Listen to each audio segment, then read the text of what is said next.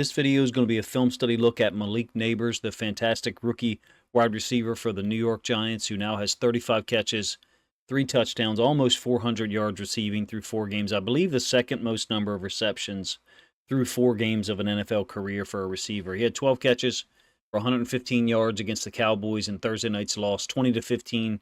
Unfortunately, suffered a concussion near the end of the game, diving for a 4th down catch, nearly making an unbelievable catch on toe tap catch on the left sideline, matched up against Trayvon Diggs. We're going to get to some of the film. He's had an impact before.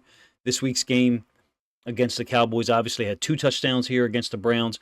What I think is interesting when you look at the film of the Cowboys game and beyond is he's winning on a multitude of routes. There's all kinds of routes that he's winning on, in-breaking routes, out-breaking routes, sluggos. In one case, he runs a sluggo like in the red zone. Here, he just absolutely loses. I think it's Newsome up to the top there. Absolutely loses him. That's not Newsome, my apologies. Gets to just below the top of the letter B in Browns, and then brings this route back. And when you get the end zone angle on this, you'll see how much separation there is. We get an idea of it here. Obviously, it's a leaping. He's got so much spring when he elevates to go get the football, and great hands at the top of the jump. Really just a unique player, even at the NFL level, if you ask me, because of how smoothly he catches the ball when he's elevated so high in the air. This is the same touchdown. It's a 3-yard touchdown run on a 3rd and goal early in the game against the Browns. As an aside, Daniel Jones is taking a shot from Myles Garrett here. But as Nabers catches the football, look at how much space there is for him to operate in terms of horizontal space. Vertically, Jones threw the ball up high so the DB couldn't get to it. Like I said, he had 2 touchdown catches in that game. This one, a totally different route, 5-yard touchdown pass on a 1st and goal. Get to a twin set. He crosses the safety's face. Easy stuff. It seems like he's got a great catch radius. Very agile. Obviously, we knew that from his days at LSU. Multitude of routes that he wins on, even at the NFL level at this point. Like I said, 35 catches. I think it's on 52 targets. So it's somewhere around like 68, 67% catch efficiency. This is going to be his first catch, or his biggest catch, excuse me, against the Cowboys Thursday night. It's a 3rd and 4 on the first possession, 39 yards, a little sluggo or fake slant, and then go up the left sideline. Daniel Jones reading it in the same manner that Malik Nabers is. Eyes to the side of the field, and he sees Nabers break the slant off, or act like he's going to break the slant off. DB goes for it, and then he brings the route back up the sideline. Again, 3rd and 4, he can't blame the DB in some cases for protecting against the sticks or the line to gain to get a 1st down. This one instead goes for 39 yards up the left sideline. Kind of gave the Cowboys and everyone else a hint of how things were going to go. 12 catches, 115 total.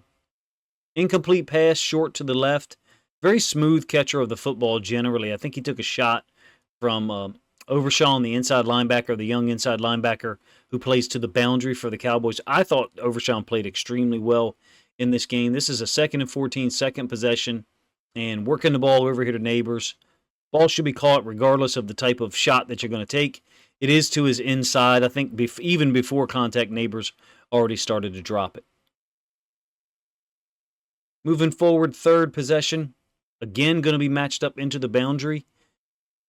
Post-snap with Overshawn. It's not a man situation. Kind of a China out, whip route, whatever people want to call it. There's a 3rd and 9, 3rd possession. They have to settle for a field goal here. Can't get away from Overshawn, who, like I said, I thought played really well into the boundary as a boundary side inside linebacker, trying to deal with tight ends and or receivers. And credit the Giants, like so many other teams, they're putting, out of 11 personnel, putting twins to the boundary, forcing that boundary side inside linebacker to match up on some level. Or the other option is roll the boundary side safety down, which case now you've lost your 2-high safety structure and you're not able to hide or obscure coverages as well from a 1-high safety look. Like I said, 3rd and 9, 3-yard completion, great tackle by Overshawn. Second time he's been there to challenge Nabers early in the game. Moving forward, 4th possession. It's going to be down here on a little climb route. I call it a climb route if it emanates from one side of the field and ends up in the deep 3rd to the other side of the field. I understand people want to call it a post. No problem. That's fine too. Definitely an opportunity to get him to football. Designed rollout for Daniel Jones. I will give the end zone angle. Ball is severely underthrown, obviously. Pause it as Nabers gets to about the 45.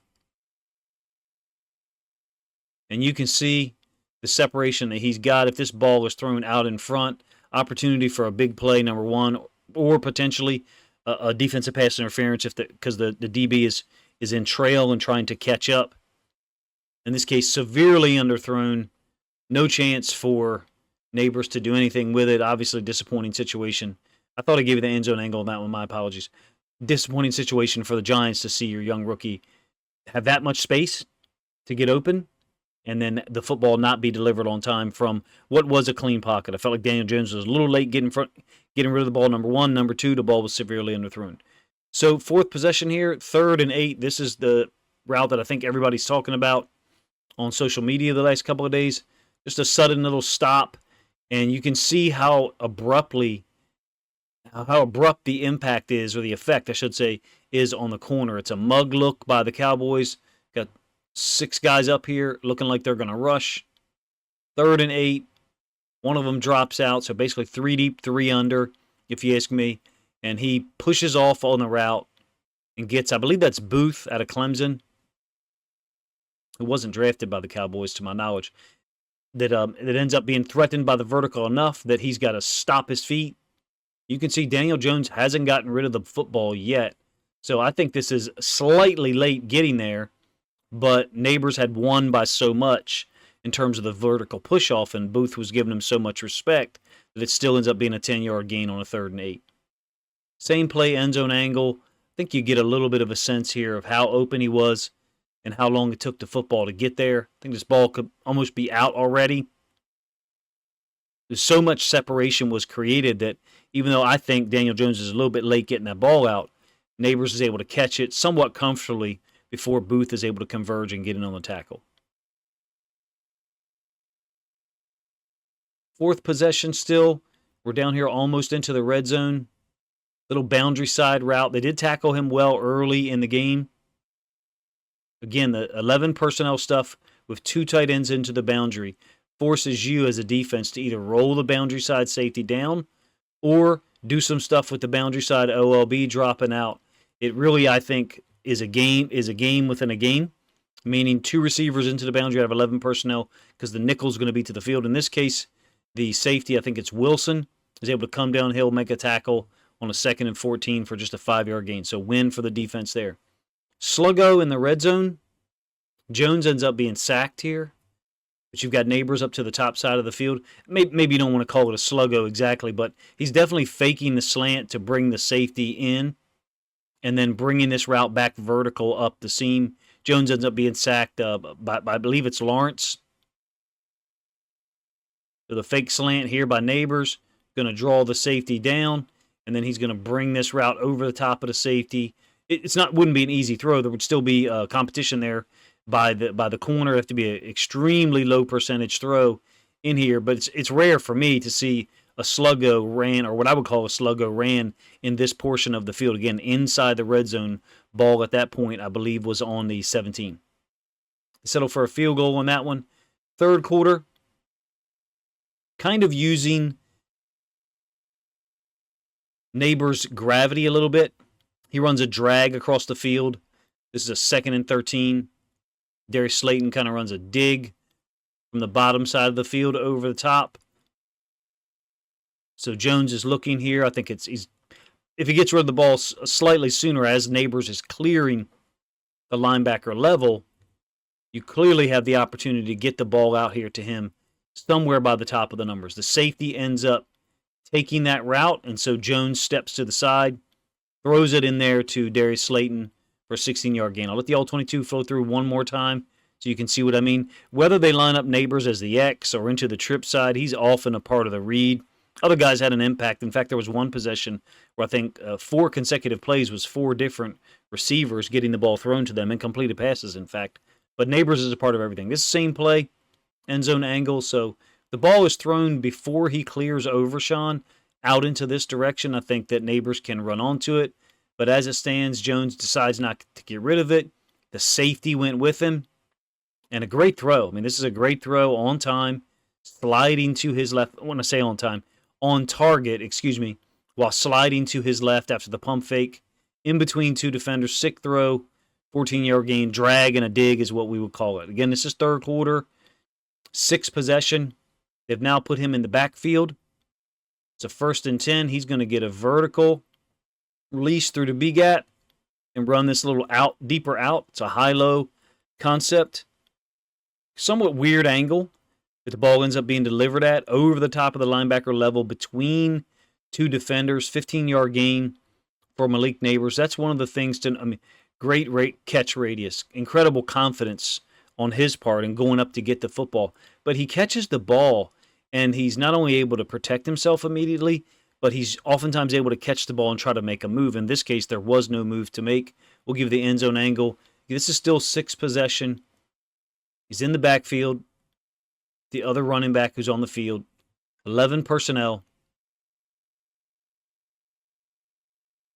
Really untouched by the linebacker here. Not much contact at all.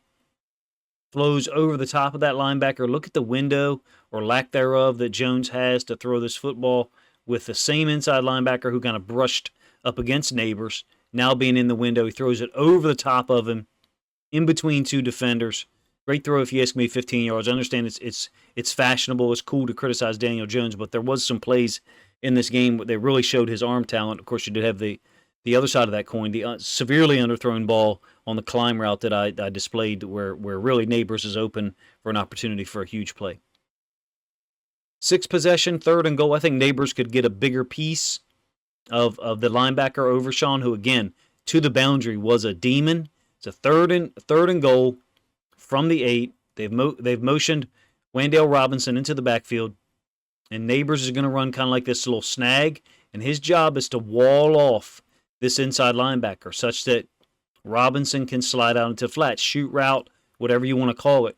I think Nabers has got to get a bigger piece of him and actually turn his body. You can't do too much. You could possibly get called for a pass interference. You can't just overt pick him, but you got to do a little bit more than this. You got to make it to where when he goes underneath, his route is actually impeded. In this case, Overshawn's able to break as soon as Daniel Jones pulled the pin on the grenade. Like I said, 3rd and goal from the 8, and a 5-yard gain's not going to get it done.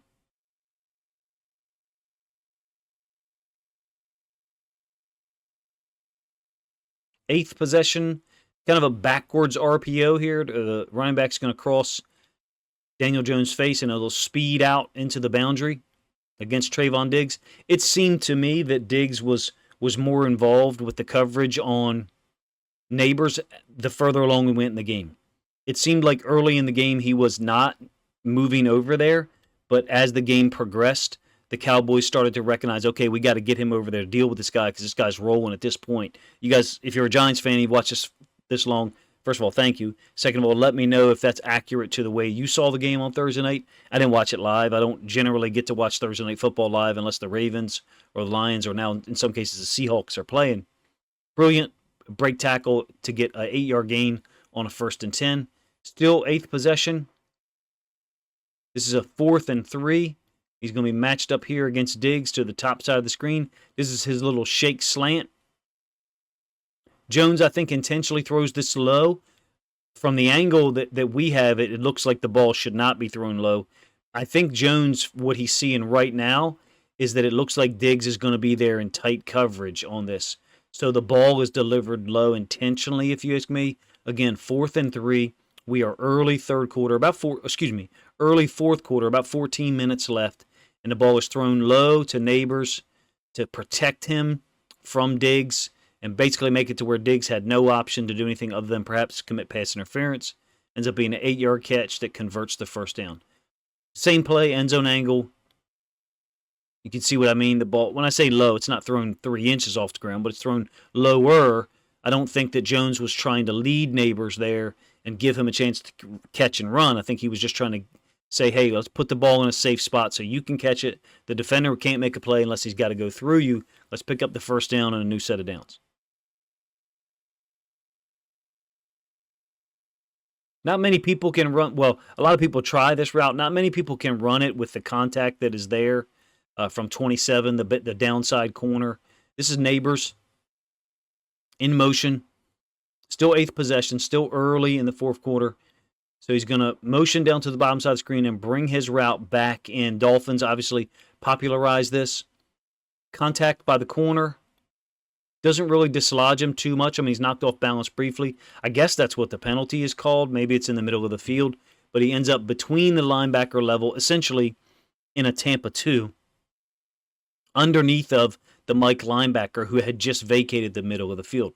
Let it flow through one more time so you can see what I'm talking about. Here's the Mike linebacker turning and running with the potential vertical in the middle of the field by 86, the tight end. And as a result of that, it's a Tampa 2, like I said. Here's your half-field safety. Half-field safety. 2 corners in the flats, 1 on each side of the field. Nabers is going to bring his route underneath of where that linebacker just vacated because it's a Tampa 2. Smart kid, man. 21 years old. I shouldn't call him a kid. Smart young man with incredible physical potential. Moving forward to the 9th possession, I believe they got a field goal on that one. Shake and go versus Diggs up to the top side of the screen. So remember the shake slant on 4th and 3 that was complete. The low throw that I talked about for a little bit. This is going to be shake and go. It's a 3rd and 6. Actually, it's incomplete over the middle to Wan'Dale Robinson. So it's not like Nabers is targeted. He thinks he's open. He thinks there's an opportunity to get him to football. And I agree. With his speed, acceleration, and catch radius, there comes a point in time. The ball's already out here, okay? The ball's already out. It's 3rd and 6. Daniel Jones is just trying to get the first down. But there does come a point in time here where if you're already half a yard or a yard ahead of him, by the time the ball is thrown out here, Malik Nabers' acceleration and speed and just physical gifts, he's going to be able to separate. As it stands, really nice play, I think, over the middle by Lewis. The ensuing play is a 4th and 6 that is actually going to target Nabers. Daniel Jones extends the play. This is the aforementioned near catch along the left sideline. Really nasty looking play from the standpoint of watching Nabers lay there. I'm glad that after the game he was able to talk and stuff in the locker room to the media or to teammates, I guess, and let them know that he was okay. Although I guess there was one instance where one of his teammates on the defense side of the ball was talking to him during an interview and asked him in front of members of the media, and he shook his head no. I think, anyway, that Nabers, the opportunity exists to get him the ball up the sideline as Jones scrambles. But Jones is a right-handed quarterback scrambling to his left. To me, right now, I don't know about you, I thought the ball was going to be thrown here. For whatever reason, Jones thinks that there's no throw there, there's no angle. Perhaps he sees the safety, Wilson, over the top, down on almost like the 23-yard line. So Nabers adjusts again, cuts underneath of Diggs. Man, it would have been beautiful as he would have complete this. I don't pretend to know exactly what happened.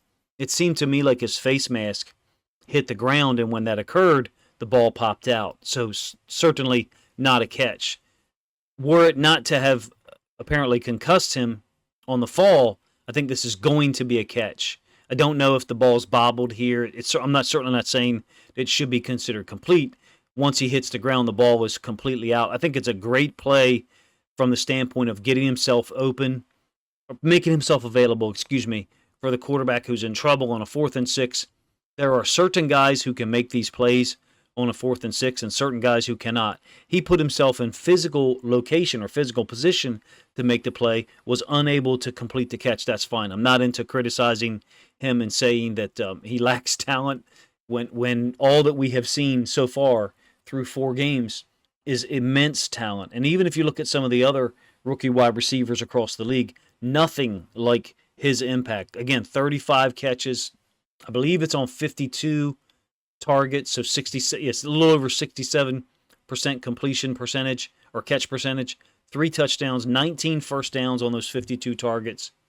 He is averaging 11 yards per catch. A brilliant start to the year, if you ask me. As a Giants fan, you have to feel good about him being drafted and having an immediate impact with some of the other rookie wide receivers that have been drafted by that organization recently. It almost is eerily similar to OBJ. If you ask me, I think he set the record for 4 games of 10 or more catches as a rookie with the Giants, and Malik Nabers at this point already has 2. If you enjoyed the video and the plays that I chose to illustrate how well he's playing, I think it's obvious. He certainly didn't need me to try to do a film study video on him to paint the picture of how well Malik Nabers is playing. They got 10 days, well, I guess 8 days at this point, until their next game for him to get out of the concussion protocol or advance through the protocol. Hopefully he's healthy and all good to go. because it's fun to watch. I don't get the chance to watch. I don't get the chance to watch the games live necessarily because I got so many other things going on from a YouTube film study standpoint, among others. But Nabers is a fun guy to watch. The Giants absolutely hit a home run here. That should be obvious to anyone. Trayvon Diggs and multiple Cowboys guys talked about he is the real deal, and they weren't lying. When you hear that a player had 12 catches, and a rookie, in fact, you go watch it, and sometimes you'll get a bunch of drags, some screens, some bubbles, or some shielded releases. Not in the case of Malik Nabers. Did they scheme up for things for him occasionally? Yes. Does he need them to do so? No. It's a guy who can win on his own consistently, and right now the Giants look like they drafted the most impactful rookie so far. Appreciate you guys' time, man. You let me know what you think of the video in the comment section and the plays that I chose to illustrate how well Malik Nabers played against the Cowboys and pretty much for the entirety of 2024 so far.